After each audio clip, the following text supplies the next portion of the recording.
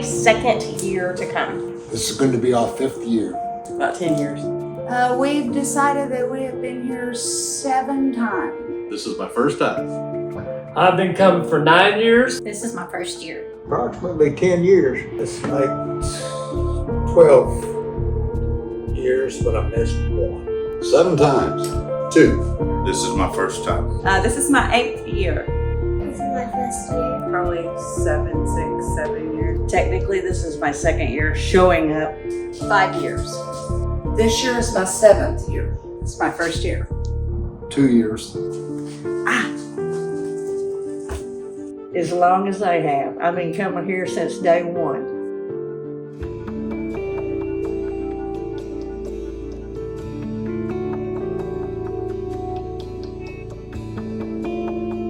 I started the rally in 2002.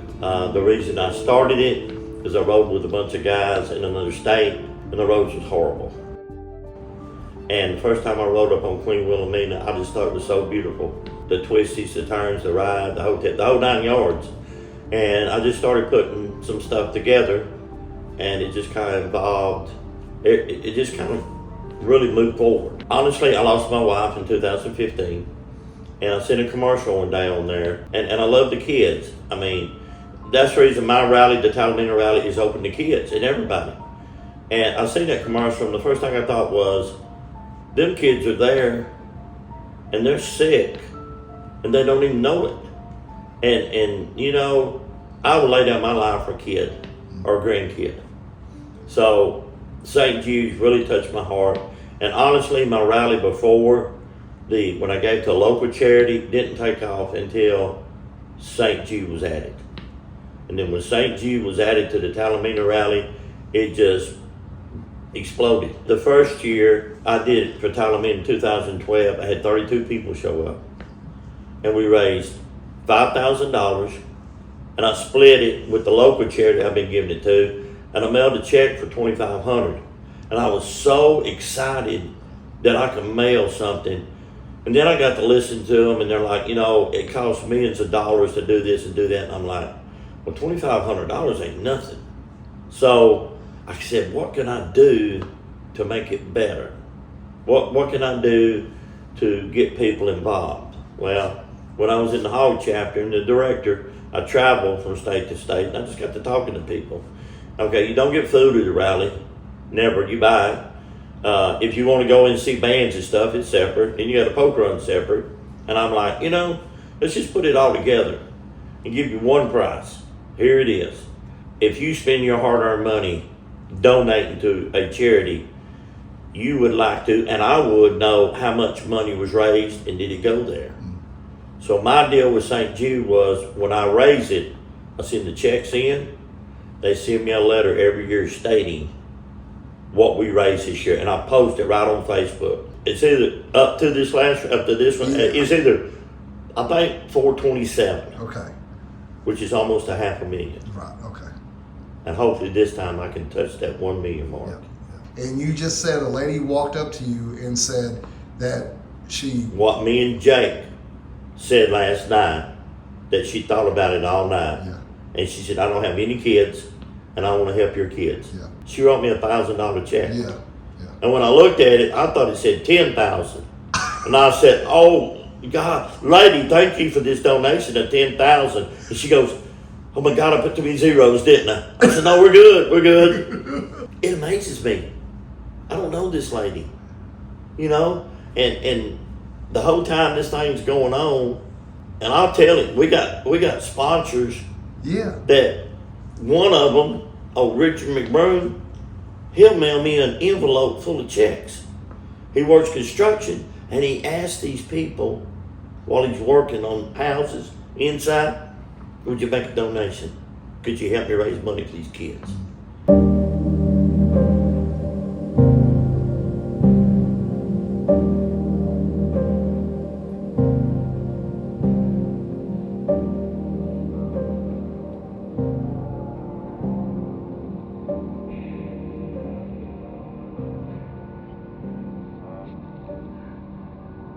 This is year 3, I believe. We came in 21 right after his treatment because he got out November of 2020. So we're going to back up here now. You talking about your son. Right. What's his name? Lloyd Jacob Chumley. I've called him Jake his whole life, and there was 4 kids in his class that are named Jake, so he started going by his first name. That's why he goes by Lloyd now. Jake's more my kid name. When I was a little kid, I got it from the John Wayne movie, Big Jake. Katrina was the name of a girl in that one, and my sister's name's Catherine. So I went with that. And then when I wanted to go by Lloyd when I got to high school, but they all knew me kind of from when I transferred over there. So they still knew me as Jake. And then when I got to St. Jude, told one of my nurses I wanted to go by Lloyd. So I went by Lloyd there. And then everybody made my cancer t-shirts and everything, and it says Jake Strong. I was like, man, I can't get away from this, can I? And like, no. So I let everybody who knew me before cancer and during cancer, they get to call me Jake. Everybody that meets me after, they call me Lloyd. Jake had been sick off and on probably 3 or 4 years before we actually got the diagnosis. He had severe pain in his legs. It was always some type of pain in his body somewhere. I got in 7th grade. I actually contracted mono. So mono, you're supposed to take a long time to recover, right? I was given a week. Turns out my body, the mono actually mutated itself and got trapped in the lymph nodes around my body. Well, over the next 3 years, that builds up into stage 4 cancer. I had a tumor, and they weren't sure if this was Hodgkin's or not, what I was diagnosed with. And I went growing in the back of my hip, and it was the size of a baseball. And it was splitting my hip in half. During this, I'm playing baseball still, can barely run, can barely wrestle. And I'd have these leg pains from they'd start every night at 11 p.m. and end at 7 a.m. I had school at 7:30 a.m. So I'd get no sleep. I'd have to go to sleep. I'd get off wrestling at 5. I'd sleep from 5 to 11, 6 hours, and I'd be in screaming pain from 11 to 7 a.m. And then go to school with black eyes because I had no sleep. I knew something was wrong, but we couldn't figure out what. We thought it might have been growing pains because my hamstrings, God, they were tight. And I let him feel my hamstrings. I was like, hey man, I think this is why I'm having leg cramps. And he goes, oh, it's just growing pains. Give it 5 months. Well, 2 months later, they told me I had a month left to live and I was going to die. So, if I was listening to Doc, I'd be dead right now. The leg pains had kind of stopped. They'd subsided for a little bit. We couldn't figure out what that was for. It stopped for a week, but I felt like crap on the inside, even worse. I think it was about Mother's Day. I looked probably as yellow as mustard. It was bad. And I was bone skinny too. I hadn't have a speck of fat in my face.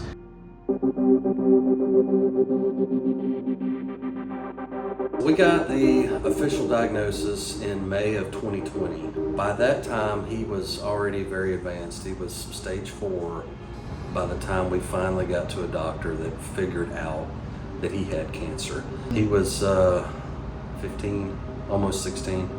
But it finally came to a head on Mother's Day. We were trying to eat and he got sick to his stomach. He couldn't keep food down. And he had this strange pain show up in his lower abdomen. And immediately we thought, this is appendicitis. This looks like appendicitis. So we loaded up, we go to the emergency room. I was laying on the couch, my stomach started hurting, they heard me moaning. And the doc in there just happened to be a guy that had spent some time in an oncology program at LSU Shreveport. And he looked at it and he said, man, this just doesn't line up. Something's not, the math isn't working here. So he sent him back for wasn't a PET scan, I think it was an MRI or something, but he found the mass in his pelvis that originally we thought was a sarcoma. It turned out that it was just part of the advanced lymphoma. But anyway, it identified a cancer in his body and got the ball rolling for us to get loaded to LSU and then eventually on to St. Jude. Comes in there, I'm laying down, and he's like, well, I can't know how to say this. I was like, oh man, the rupturing? No, you have cancer. And I'm like, thank you. Well, I was like, I've waited 3 years, nobody could tell me what the hell was wrong with me. He found it in about 5 minutes. He was so thankful when he got diagnosed because we now had answers to this mystery pain, this mystery torture. We realized he was diagnosed at the very final hour. They told us he had less than a month left to live when they found it.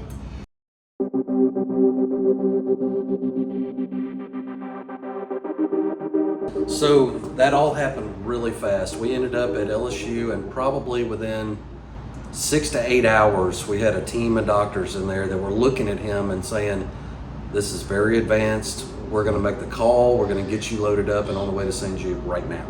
They called St. Jude.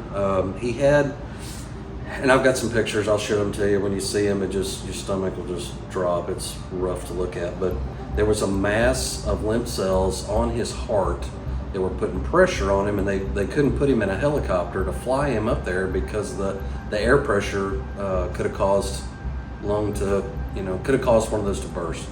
So they had to truck him, and they put him in an ambulance, and we loaded up. We packed for as fast as we could. We got in a truck, got in behind the ambulance, and we drove 100 miles an hour from Shreveport to Memphis, Tennessee all night. We got to St. Jude at 2:30 in the morning. My son was it is, I don't want to say was, but at that moment you realize that this could be a past tense moment in the future, and you go, he lived a very full, very wonderful life, and if this is all I get with him, I was very blessed that God gave me these, at that time, 15 wonderful years. And I'm not going to be ungrateful. I'm going to be very thankful, because there's not anything more I could have said I wanted to happen in those 15 years for him. So I'm going to be thankful. We stopped for fuel once, no food, and the funny part about that is they had him strapped to a buckboard in the back of that ambulance. Of course, he's already in some pain, and there's an EMT riding in the back with him, but by the time we opened the door in Memphis, he sat up and looked at us and goes, "Never again." Never again. This was the worst ride of my life, So I feel bad because they were crying back there in the car right behind me, and I was in the ambulance laughing my butt off on pain meds, chatting with the ambulance driver about, like, you ever thought about Make-A-Wish? Hold up, there's Make-A-Wish? Oh my God, I didn't know I get to do that. Hold up. So we're out there planning up, like, what you want to go do? I was like, damn, I want to go play golf with Donald Trump. And they went, like, who answers that? I was like, dude, I'm going to Mar-a-Lago. What you talking about? Holy crap. And they're like, yeah, that kid would answer that.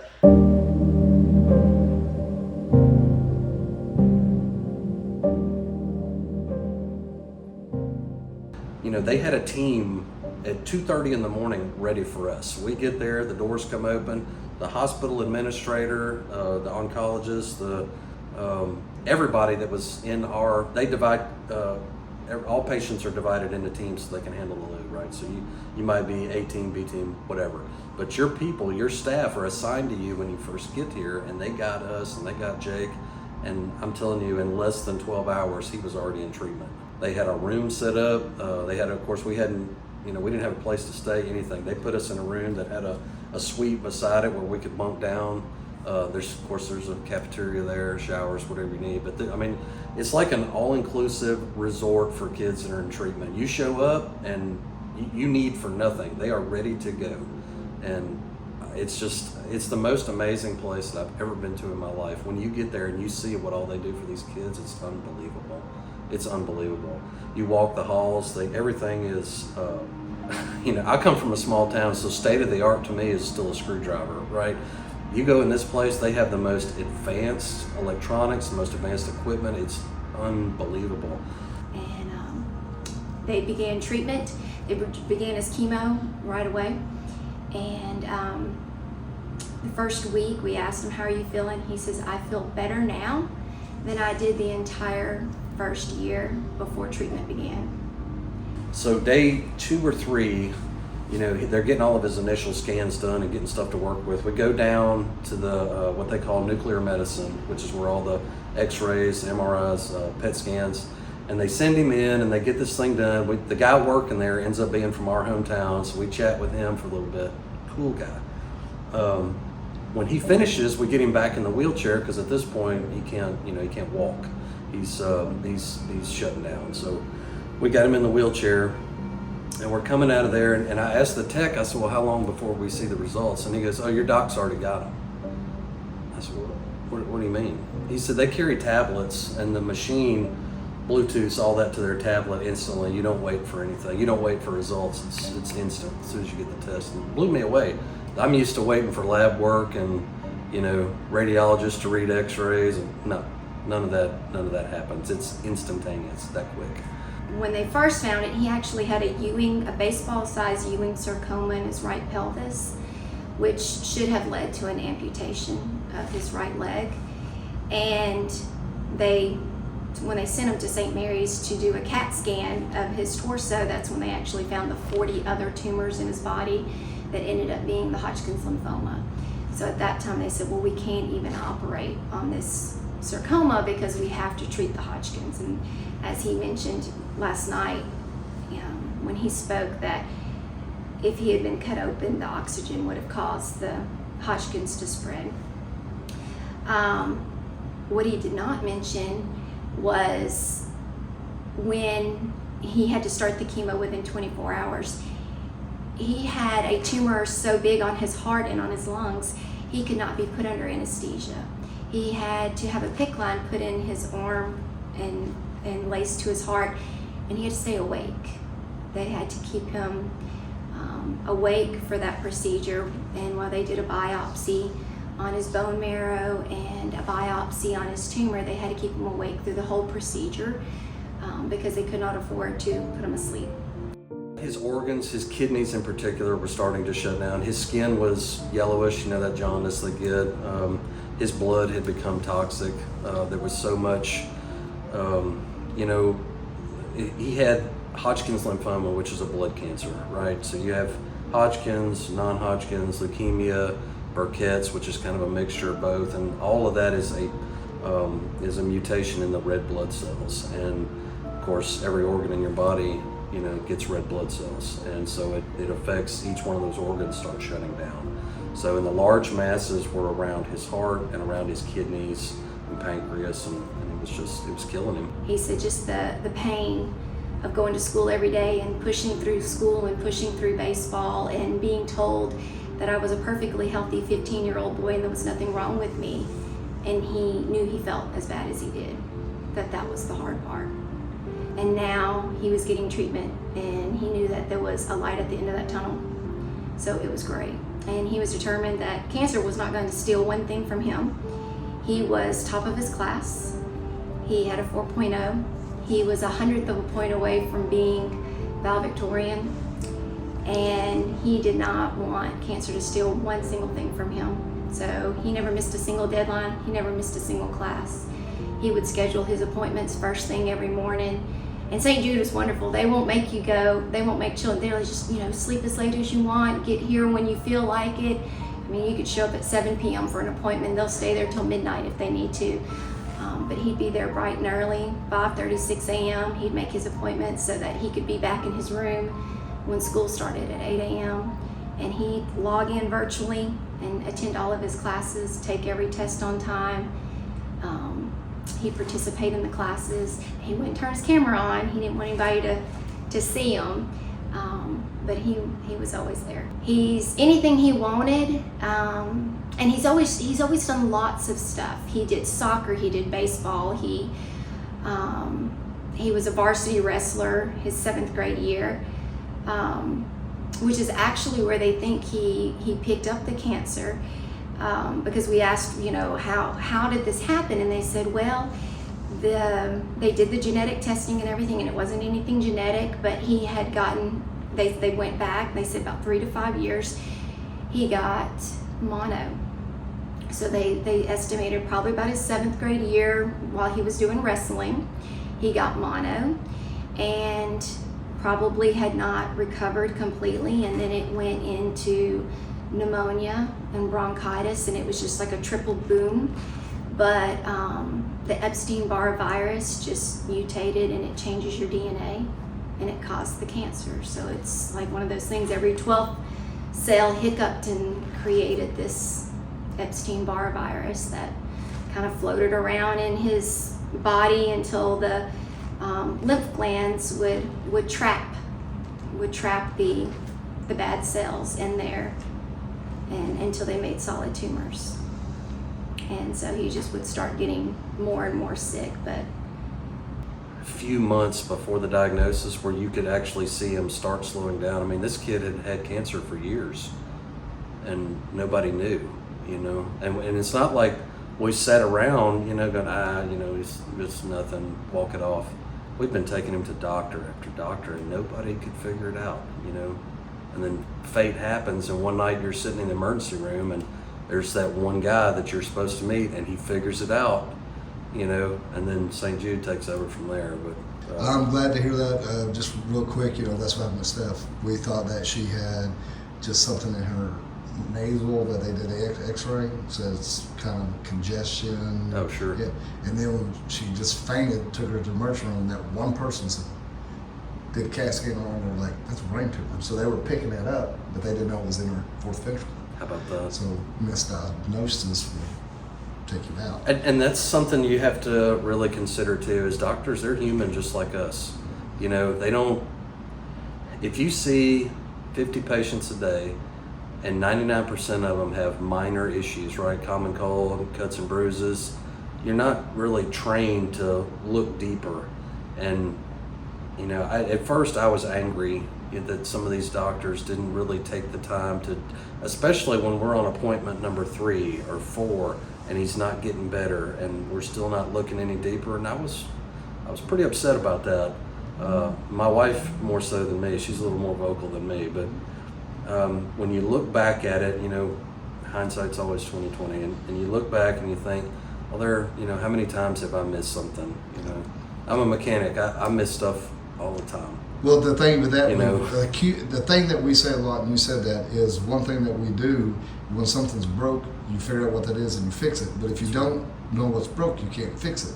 So this whole time you didn't know what to fix. Exactly. So he was dying right in front of you. He was. So within any time, that kid could have just shut down. It's a miracle. But when we saw the extent of how far the lymphoma had spread throughout his body, it's a miracle that he's alive. It's a miracle that he didn't die sometime before that, because it's just, you wait till my wife shows you the picture. You won't believe it. You'll look at that and just, I mean, when I first saw it,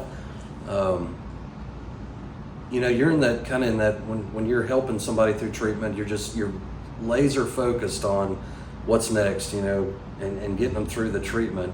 And then when it's all over and you actually have time to look back and process everything, you're like, oh my God. That's tough. Oh my God. Because now, for me, I have fallout after what we've gone. It's tough. It gets you in the feels, man. I know. Of course, COVID is going on in the middle of all this too.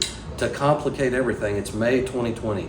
COVID is spreading across the United States. Schools are shutting down. Couldn't be a worse time. Couldn't have been a worse time to have somebody get sick. And so we're in the hospital. Of course, the protocol, remember that this hospital is full of some of the most compromised kids in the world, right? These kids are sick, and COVID getting into that hospital could be catastrophic. So when they put the protocols on us and said one parent, you know, everybody else stay away, it's you want to be there for your kid, but at the same time, you got to do for the greater good here. We know that. I understand why you're putting the rules in place. I get it, and I'm not going to fight you on it. So I had initially thought, well, maybe me and my wife can trade out. You know, she'll be here a week, I'll be here a week. Can you imagine? Can you imagine what it would be like to have your wife, you know, who bore this child, sitting at home waiting for all the I didn't even fight that. I was like, you know what? You tell me when you're ready to come home and I'll be there, but I'm not gonna try to force you. There's no way. There is absolutely no way that she would have said, yeah, I'll go home. That's not.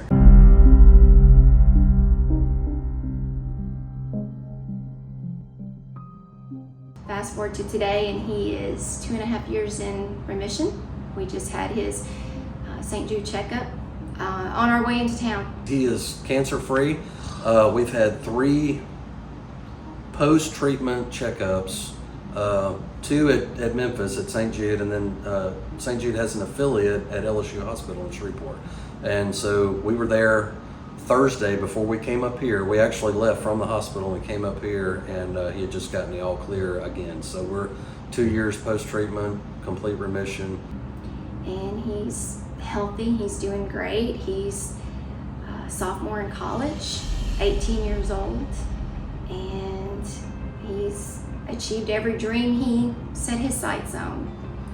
And doing a little modeling and acting, and a movie he got to star in recently comes out in theaters in September, so he's excited about that, and he he just keeps pushing forward and keeps setting those goals and keeps setting those sights. They told him, that he had a 62% chance of making it 5 years, and he says, well, I'm gonna live every day to the fullest.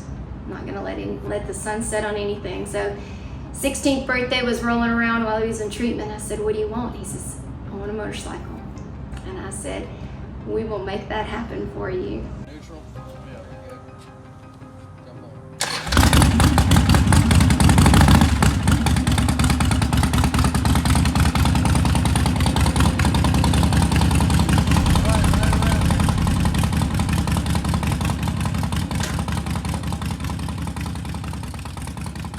People like last night when Neil had Jake up there and he was, he had Jake tell a little bit of his story. Jake gave you the kind of a synopsis of his shortened version, of his treatment, right? But the big picture is, without rallies like this, people doing the kind of things that this provides for St. Jude, they wouldn't be able to treat near the kids that they do. St. Jude doesn't charge you a dime, not for anything. Nothing. And Jake's treatment alone was almost $1 million. That's what they spent on him, getting him to where he's cancer free. And they do that for hundreds of kids every year. There's no greater place on this earth for a child, going through cancer than St. Jude. What's really, if I had to sum it up in just a short little bit, when you walk into St. Jude, it's almost impossible to have a bad day. I mean, the chemo sucks, the radiation's rough, there's some sickness, but the staff there, from the custodian pushing the mop to the ladies serving food in the chow hall, to the doctors and the nurses and the administration, you'll never see a frown on any of their faces. It's like they wake up in the morning and they are driven to make you feel like you're on the top of the cloud. It's the most incredible. I never saw a sign of frustration. And remember that we were there in the middle of COVID, where the federal government was putting just restriction after restriction, and these people absorbed all of that, kept focused on the mission, kept focused on us, and now my son is in complete remission. He's one of hundreds of stories. The cancer success rate, the healing success rate is, and I'm probably going to get this wrong, I want to say it's in the low to mid 80s, of children that completely recover, and to have that kind of stats for something as devastating as cancer is that's unbelievable.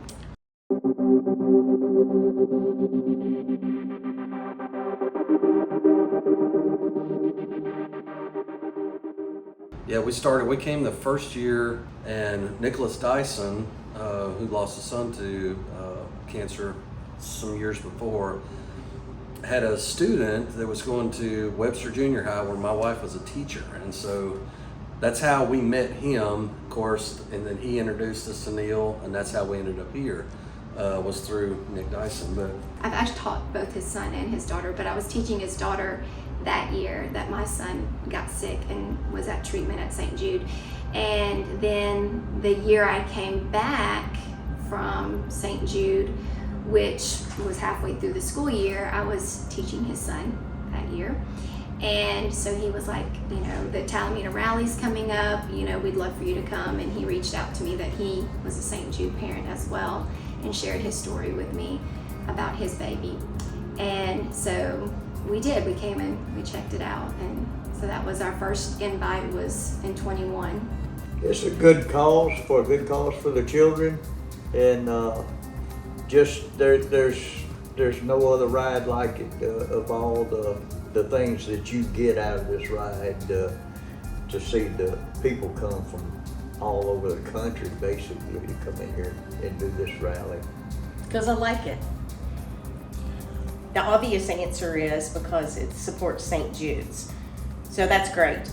But I think it is different. I like the different part of it and being a different type of rally, because everyone's more together than just the rally you go to where you walk around, you do the vendors, you see the bands, you visit, run into the same people. I think that's really great. The family, the Talimena Rally family, for golly, so many reasons. It's a blast. And of course for the kids. Every last bit of it is always amazing. There is no way to pick just one part. Well, obviously the children, it weighs heavy on my heart, and I think it's a great way to support St. Jude. And Neil and Carol, they're good people, and this is a wonderful rally. Keep coming back because of the benefit for the kids, and the way it's run is so organized that we're in, we're out, and the bigger we grow, the more it's organized. I love the ride, I love meeting the people, and I love the cause. Because of the kids. You're gonna make me cry now. No, you don't want to do that. Yeah, no. This is our second year here with Rainwater Holton Sexton. We are one of the sponsors of the rally. It is obviously a really good thing for St. Jude Hospital for all the work they do for the kids and the families that are over there. Rainwater's all about community stuff, being involved with things like that and sponsoring events like this for such a good cause. So it's a great thing that they're doing, and we're going to continue doing it. And I've been a road captain for 7. Right. My name's Greg Miller, and they call me Ritz, putting on the Ritz for St. Jude's. Our second time we did 3 large benefits, made our own t-shirts and sold them while we were up here, made a lot of money for the kids, and we love being here, Ritz included. Drew and I started coming to Talimena last year. In fact, TJ and Stephanie actually are the ones that told us about it. And we all got with Rainwater, Holton Sexton. They agreed, said absolutely, they are about community, about supporting, giving back, so absolutely be a sponsor. So that's how we ended up here. Rainwater has learned it means even more, even in the 2 years. Like, we've done even more this year to give back than we did last year.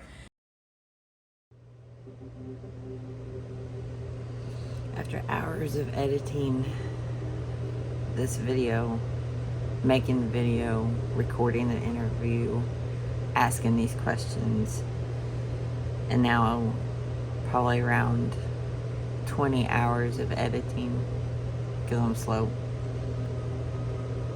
It's brought back a lot of feelings, good and bad feelings, but it's rallies like these that make a difference and make you humble. The Talimena rally is one that the Ornery One stands behind. It's a rally that I can get behind. It's riding with a purpose, which I have a huge heart for. And hearing stories like these, Lloyd's story is just one of hundreds of stories, hundreds of successful stories. And I'm very, very thankful and grateful that I was able to meet this family. And I'm grateful for Neil and Carol, the whole Talimena family. It's an incredible rally, and I appreciate you guys watching. I encourage you all to donate to St. Jude's. Better yet, be at the Talimena rally for 2024.